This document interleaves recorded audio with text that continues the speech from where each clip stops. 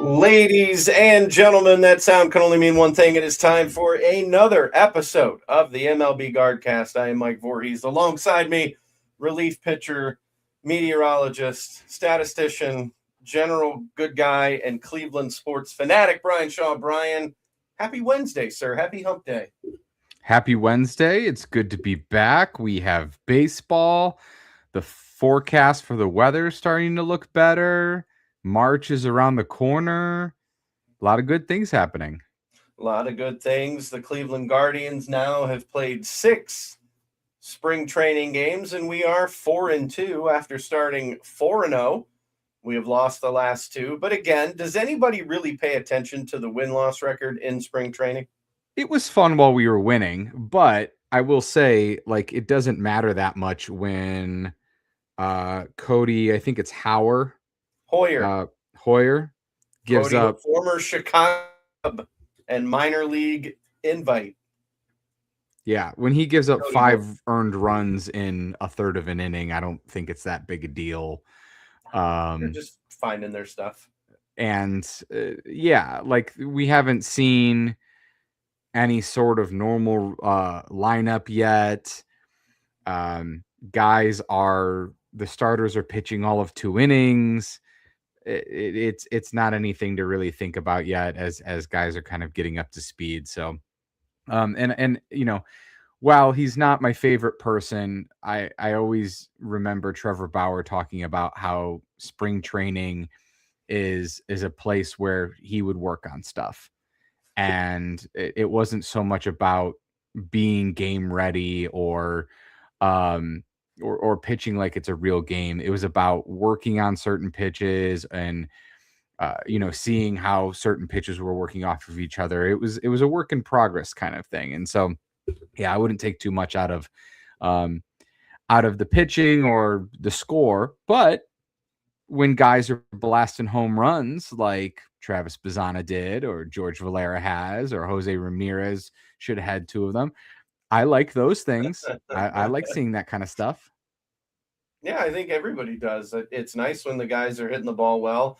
I joked with you prior to us going on the air that, of course, Jose Ramirez looks like he is in mid-season form already. So I will take it all day long.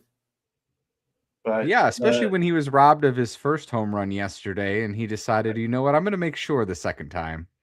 And it was hilarious that he did it. I love the audio. You can hear Stephen Vogt said, call that a double, as Jose's trying to round the bases. He literally poking fun at the umpire crew because they said that a home run that Jose had hit earlier in the game was ruled a ground rule double, which I don't understand. Obviously, spring training, you're not going to review anything. So, that they have been, we have the ABS, and we can talk about that a little bit later, but that has been interesting so far. Yeah, it has. I really thought it was going to slow the game down. It hasn't. I've seen it work in our favor. I've seen it work not in our favor. So it's nice to see that it's going to be. There was one, I think one yesterday. Even I was listening to Hammy and Rosie on the call, and they had challenged. I think it was Hedges that challenged it from behind the plate, and he was wrong. And Hamilton and Rosie were like, by an eyelash, that's a ball. Yeah. I mean, I guess we can get into it, but if you follow like Pitching Ninja and accounts like that on social media, there was a couple of games where the umpires were having a real tough time and they were having several calls overturned. Now, the rule is it's 2 failed challenges. So you get unlimited. You can keep going as long as you keep getting them right. Right. And it'll be really interesting to see how, I mean, it is spring training for the umpires too, and maybe they're figuring out the strike zone a little bit as well. But some of the calls were really bad that were overturned. Some of them were really bad. And it's I like it. It's going to make things really interesting. And I think it's only going to help the Guardians, to be honest, especially for players like Stephen Kwan, who is one of consistently the most and on outside pitches, he is called strike more often than any other player on outside pitch, and it's a ball. But yeah, that should be an interesting adjustment this year. And from what I had heard from Stephen Vogt, it's going to be the batter or the catcher that will make the calls. The pitchers aren't going to make any of the calls. And I think that makes sense. I mean, the catcher's going to have the best viewpoint. He's going to know whether it's a ball or a strike. And I mean, obviously, in his opinion, Hedges tried that yesterday and he was wrong. But I think that makes the most sense instead of having the pitcher do it. I'm interested to see how this goes in the regular season. Like you said, you get unlimited as long as you get them right. But we've seen what happens when you challenge and it's wrong. Then you have nothing later in the game when you need it. Yeah, I'm sure they have a strategy figured out. Like, I'm sure there's going to be certain batters that aren't going to be allowed to call, or it's going to be situational on when they're going to challenge. You would imagine players like Stephen Kwan and Jose Ramirez are going to have more leniency to do what they want in that case. So it'll be interesting. But even more interesting, Mike, is we finally have a right-handed hitting free agent signing. You broke the news to me. I had no idea that this was even a thing. I believe it was Saturday morning. Was it Saturday? Was it Sunday? You know when it was? It was in the middle of the U.S. men's hockey final. So Sunday morning. Sunday morning. So I get a message from Brian. He says Rhys Hopkins is hanging out in the Guardians clubhouse, and he's got Guardians gear. Not sure what that's about. And then lo and behold, Zach Meisel, a short time later, makes the announcement that the Guardians and Rhys Hoskins are finalizing a minor league deal, 1 year, $1.5 million if he makes the roster. I'm very excited to see him get into a spring training game. He has all the tools to be a very good hitter. The problem is he hasn't been able to stay healthy. Yeah, he's had some injury issues, but even with those injury issues, let's take just last year, for example, where he had a thumb injury in the middle to late part of the season. He still had a 748 OPS, and that was good enough for, I believe, second. Third in the Guardians, behind Jose and Kyle Manzardo. Even if that is his production throughout the course of the year and he does stay healthy, I think that's a great addition. And if his health if he can't stay healthy as consistently as he was when he was younger, that's fine. You have other options at first base and DH when it comes to David Fry, and Kyle Manzardo is going to get consistent playing time. Gabriel Arias has even played, first base from time to time. You don't have to play him every day, but I will say that Hoskins is one of the guys that we had identified as a possible target during the offseason. I think it's really surprising that he had stayed unsigned for this long. It's even more surprising that it's just a minor league deal and only $1.5 million. I would have pegged him similar to like the Andujar and Austin Hayes. Those guys were getting like between $4 and $6 million. I believe the projections at the beginning of the offseason were for him to get like a 1 year, $10 million deal. So, yes, everybody's going to have the same old joke, but Hoskins is it's a good addition. And Absolutely. I would not be surprised at all if he has the potential to have maybe not quite as good, but a similar impact to a Mike Napoli in 2016. And we all remember party at Napoli's. We were having a ball in 2016. So if Hoskins can do part of, I think the reason he lasted so long, Brian, I think everybody's afraid. His injury history has not been good. He hasn't played a full season in a while. He's now strictly a first baseman and a DH. He the last time he played the outfield was in 2018. So, I mean, this is going to create a little bit of a logjam if he makes the team, because now you have David Fry, Manzardo, um, Kafis, and now Kafis. Hoskins and Brito. There's multiple players that are playing first base.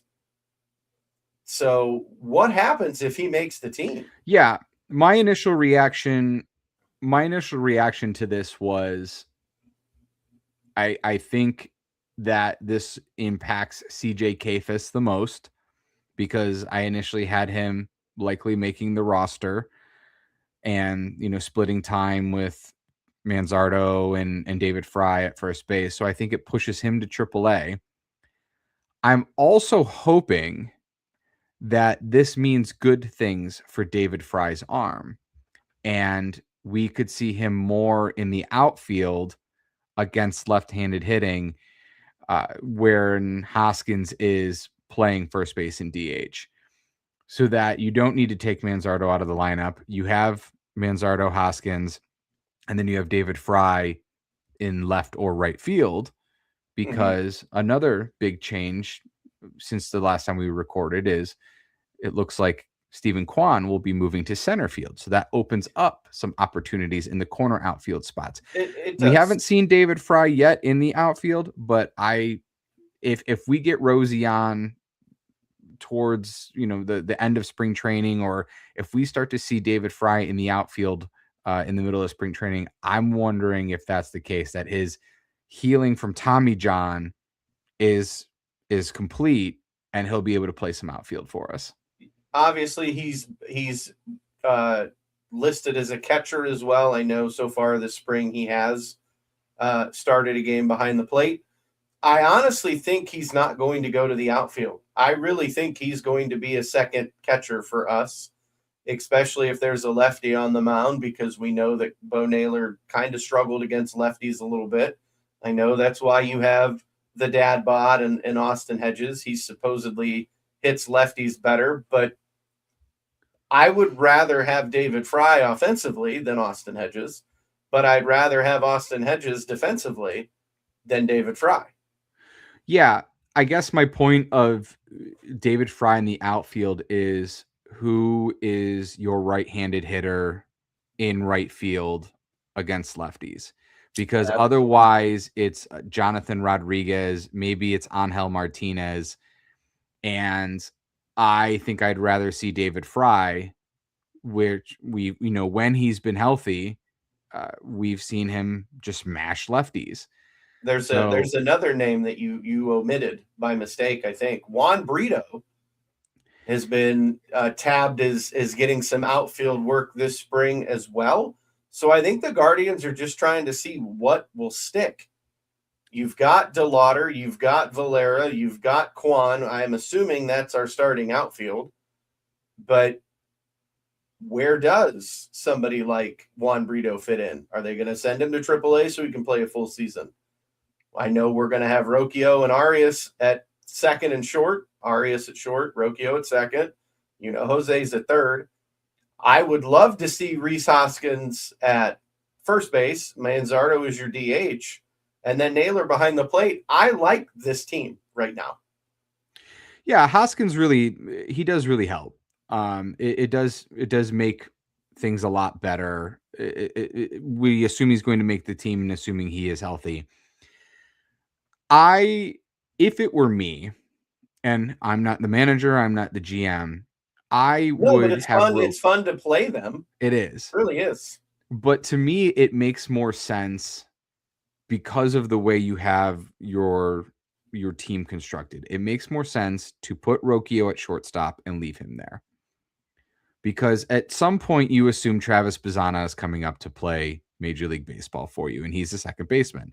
So why shift Rocchio midseason when that happens? I think Rocchio should stay at shortstop and just be there the whole year. And then in the interim, you have a rotation of Arias and Schneemann at second base.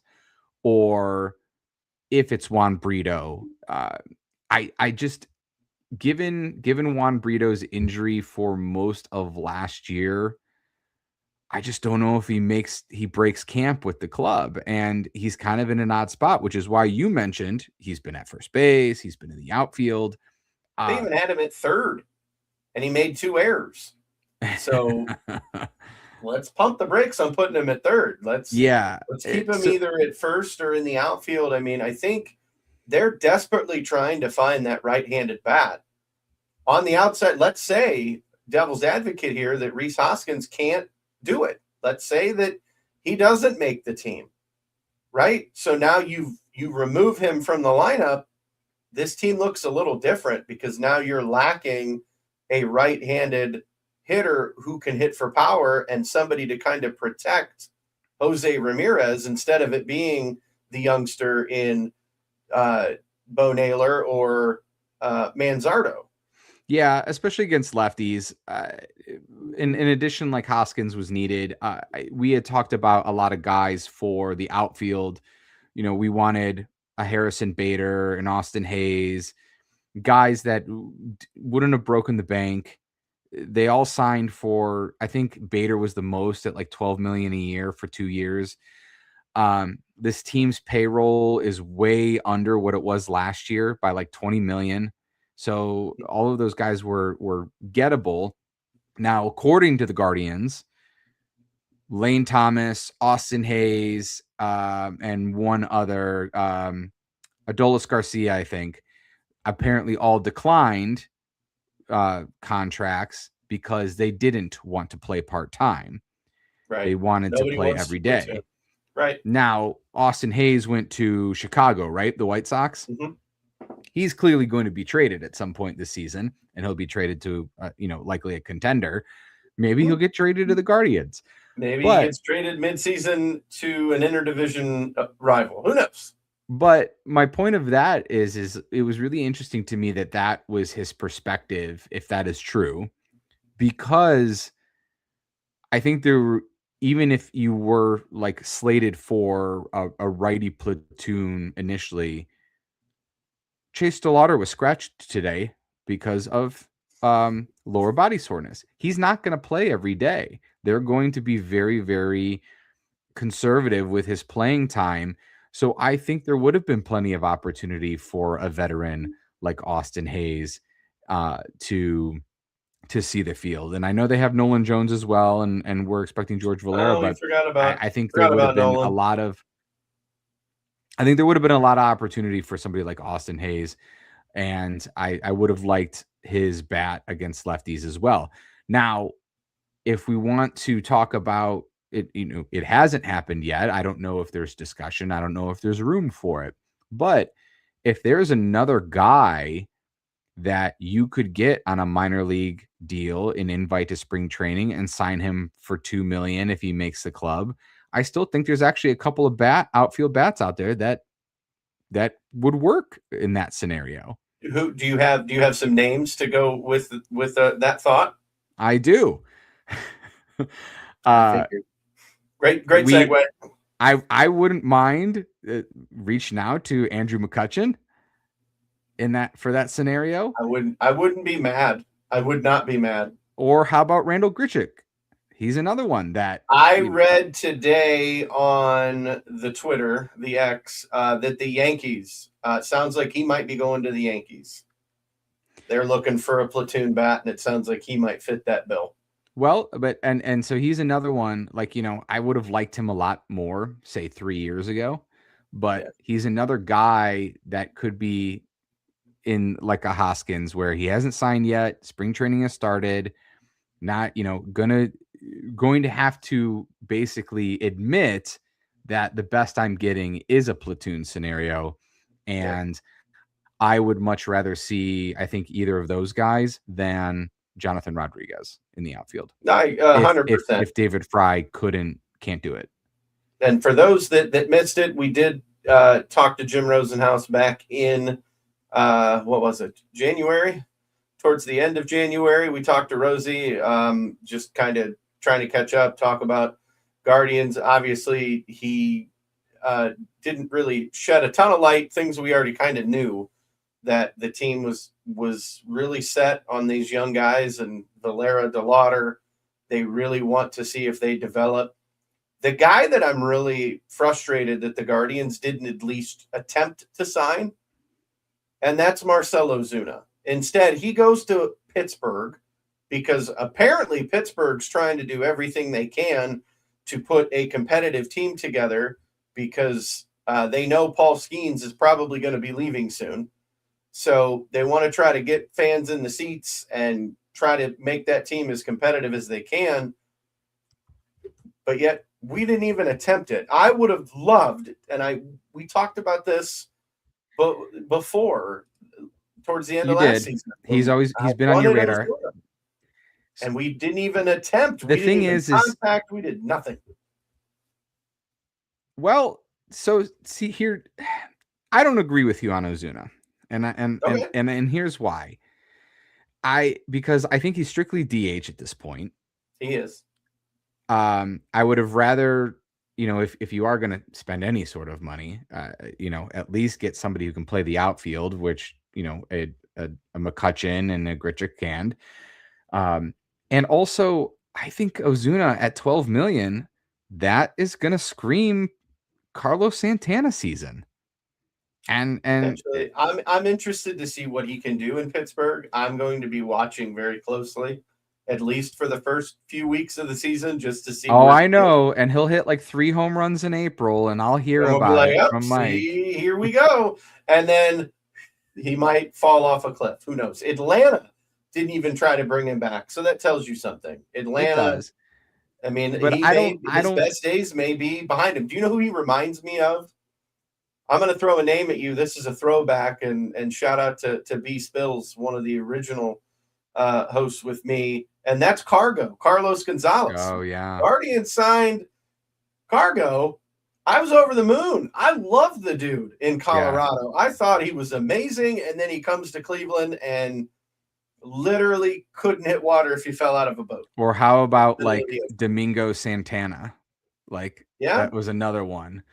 I just, for $12 million, I feel like they could have done better for $12 million.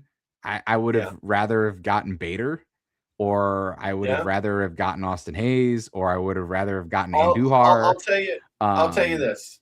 If they can contact Andrew McCutchen and say, hey, we want some veteran leadership. We know Pittsburgh kind of spurned you a little bit. You thought you were going back there. Obviously, that didn't happen. Come to Cleveland. We know that you want to stay somewhat close to home. It's only about an hour and a half drive to Pittsburgh, right, from Cleveland. So he wouldn't be that far from home. Come to Cleveland. We'll find a spot for you. You can platoon and play right field, left field. You could probably, I don't know if you have anything left in the tank to play center, but you can DH as well and kind of could potentially help the guards. You could probably get him for $1 million, $2 million. I know he was expecting a lot more from Pittsburgh, and then they went and signed Ozuna, so that made I don't think it would cost him obsolete. No, a couple million. Do what you did with Hoskins. Give him a minor league invite. Let's see what he's got. But I know he makes the team great. But I know McCutchen is old. Like, he's going to be 39 this year, or is already 39. 38. But he has had an OPS 700 or better every single season of his career.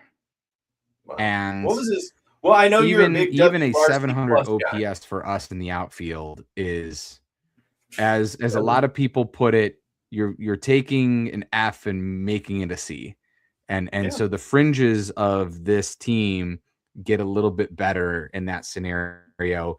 And I really do wonder if, let's say, of course the Guardians are going to say DeLauder's scratch today is precautionary and it's soreness, but if he is, let's just say, more sore quicker than they were anticipating, I wonder if those calls ramp up over the next couple of days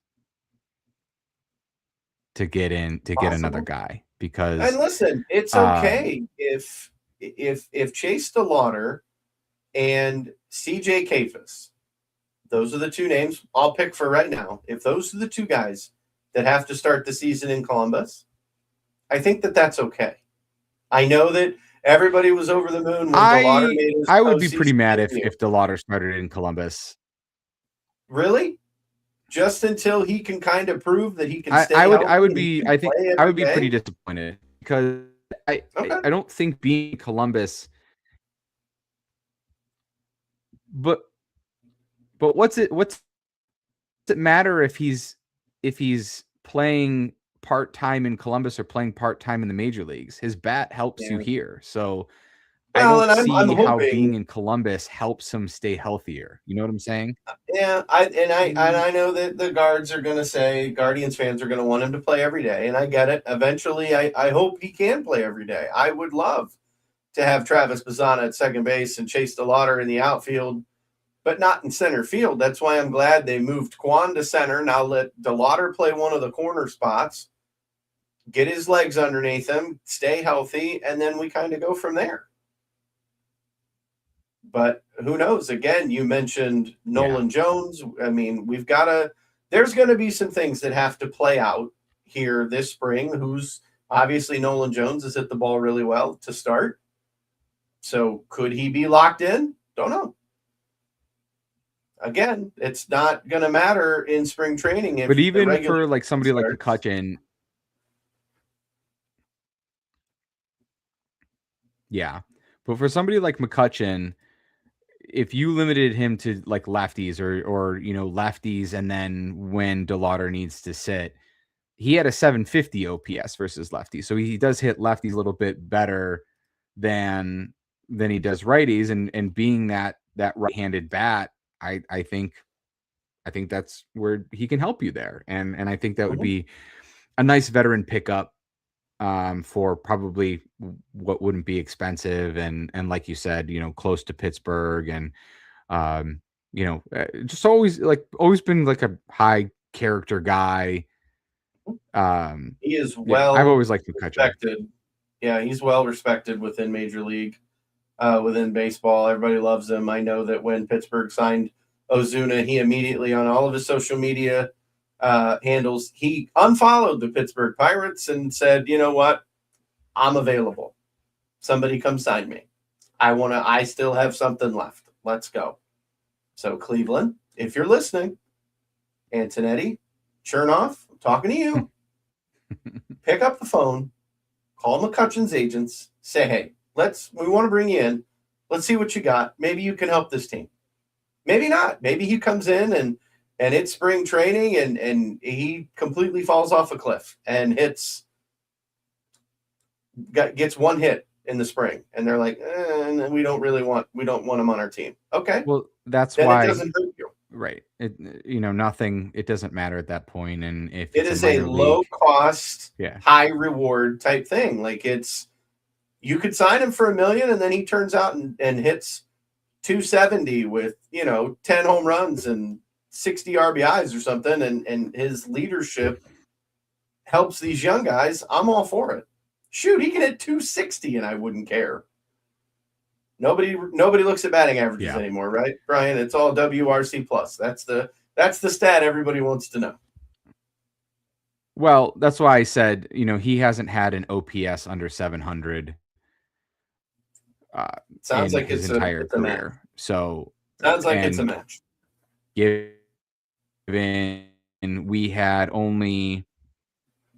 only had 3 players minus DJ Kafis if you eliminate because he didn't have a lot of playing time. Only Quan, Manzardo, and Jose, who had regular playing time, had an PS over 700 last year for us. So, like I said, you're turning an F into a C. You're taking a fringe roster player and upgrading that, whether it's a Jonathan Rodriguez or somebody else. But I still think ideally, I still think ideally I would like to see David Fry, if his arm is healthy, to do it, because I'd I be think you okay can. with it. I just don't want to lose David Fry. I know what he means to the city of Cleveland. We saw that he wasn't himself, obviously, last year, and then he gets hurt and we lose him. But if he can stay healthy, that might be one of the greatest trades we've ever pulled off, to get David Fry for a bucket of balls and a pitcher that I don't even think is in the major leagues anymore. Was it JC Mejia? Is that who it was? Yeah, Juan Carlos Mejia was the pitcher, Man. and I don't know where he is, but what a steal of a trade. Thanks, Milwaukee. We owe you one. Actually, Milwaukee, you're a great trade partner. We'll trade with you again. We got Michael Brantley, and we got a lot of players from you. So Mejia is in the Mexico League. Well, good luck. Good luck to you, Mr. Mejia. You got us David Fry, so thank you. We appreciate that. All right, so Mike, Brian, is there anything else you wanted to cover today? No, I think that's it, fans. Baseball is back. The weather is breaking. Spring training is fun. Guards TV is still here. That's probably the best way and easiest way to watch your Guardians. Obviously, ESPN now owns MLB TV. So, and I heard a lot of spring training games are going to be free. They're selecting multiple games per day that are free to viewers. Cleveland's already had one or two, I think. So I'm excited. Baseball is here. The weather's breaking. I'm ready. Give me some popcorn. Put me at the corner of Carnegie and Ontario, and let's go. Yeah, I'm excited to see Hoskins' debut here in a couple of days. Vote said late in the week, so probably Friday or Saturday, and then hopefully you get the news about the water and some of these kids play, getting to see Bazana, getting to see Brito, getting to see more of Kafis. That's the exciting part of spring training. It's awesome. You can find us on our social medias.